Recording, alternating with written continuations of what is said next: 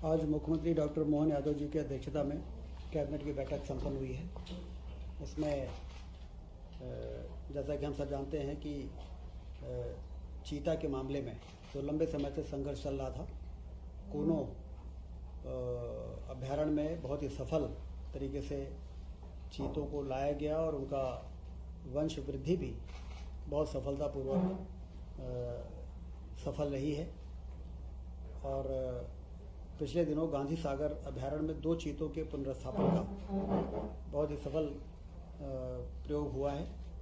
इसकी जानकारी और चर्चा कैबिनेट में हुई है, जिसकी राष्ट्रीय एवं अंतर्राष्ट्रीय स्तर पर चीता रिलोकेशन में मध्य प्रदेश ने जो कार्य किया है उसकी प्रशंसा हो रही है।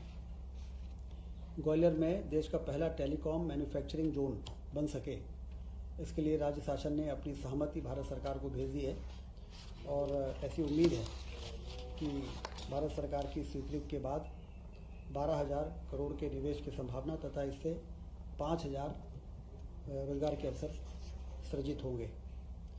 गेहूं उपार्जन 50 लाख मीट्रिक टन हो चुका है। इसमें जो हमारा समर्थन मूल्य है 2425, उसके बाद जो 175 रुपये बोनस का जोड़ा गया, 2600 रुपये में किसानों ने बहुत बढ़ चढ़ के और बड़ी प्रसन्नता के साथ अपनी उपज को खरीदी केंद्रों में पहुंचाया है। और ऐसी उम्मीद है कि 5 मई तक जो टारगेट है 60 लाख मीट्रिक टन के उपार्जन का, वो हमारा पूरा हो जाएगा।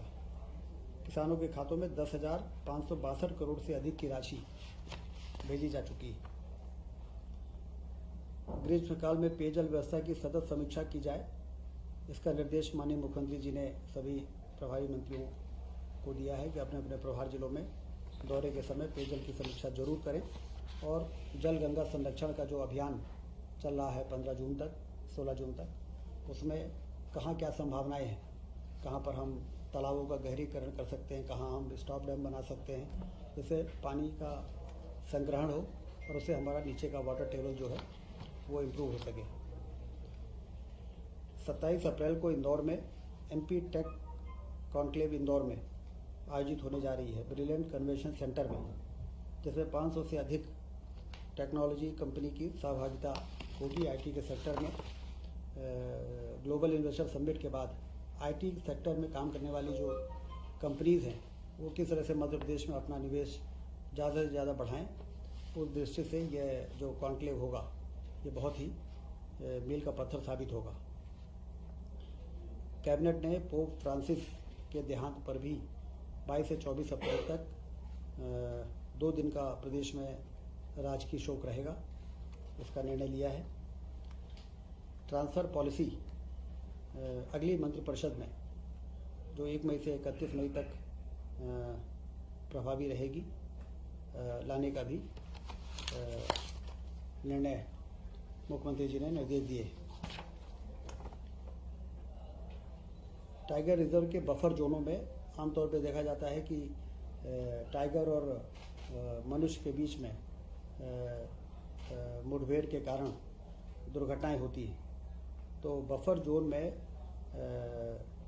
कुछ विकास के ऐसे कार्य जिससे कि इसको रोका जा सके, 145 करोड़ की सीमा तक विभिन्न प्रकार के कार्य किए जाएंगे।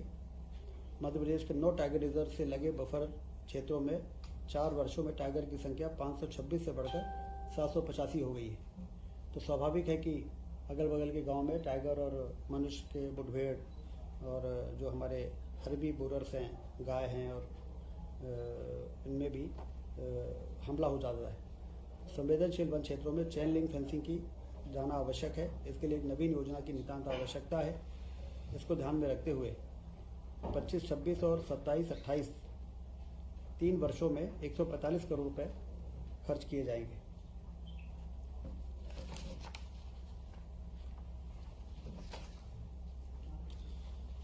मुख्यमंत्री कन्या विवाह निकाह योजना, जो कि बहुत ही लोकप्रिय योजना है, इसमें 49,000 रुपये डायरेक्ट बेनिफिट ट्रांसफ़र और 6,000 रुपये आयोजन में खर्च होते हैं। इसमें अभी 15 मई तक जो भी पंजीयन पूरे प्रदेश में हुए हैं सामूहिक विवाह के लिए, वो तो उसी प्रकार से यथावत आयोजन होंगे। और भविष्य में अब इसमें कुछ संशोधन करते हुए ये निर्णय लिया है कि कम से कम 11 और अधिकतम 200 जोड़ों का ही एक स्थान पर विवाह होगा, जिससे कि व्यवस्था ज़्यादा बेहतर हो सके और ज़्यादा ठीक प्रकार से जो वर और वधू के परिवार और परिजन इकट्ठे होके जैसा एक व्यवस्थित तरीके से उनके विवाह के आयोजन हो। संख्या बढ़ सकती है, किसी जिले में जितने विकास खंड हैं हर विकास खंडों में अलग अलग उसको डिस्ट्रीब्यूट करने का फैसला हुआ है। एक ही जगह 1000-2000 जो शादियां होती हैं उसमें एक मेला जैसा हो जाता है और लोग शादी का उतना आनंद नहीं ले पाते हैं। तो उस दृष्टि से मैक्सिमम 200 और न्यूनतम 11 जोड़े भी यदि हैं तो भी सामूहिक विवाह के लिए वो एलिजिबल हो जाएंगे और उनको जो राहत राशि, सहायता राशि 49,000 रुपये वो उनको प्राप्त हो सकेगी। इस प्रकार से आज ये कैबिनेट की बैठक में इन सभी महत्वपूर्ण विषयों पर चर्चा हुई है।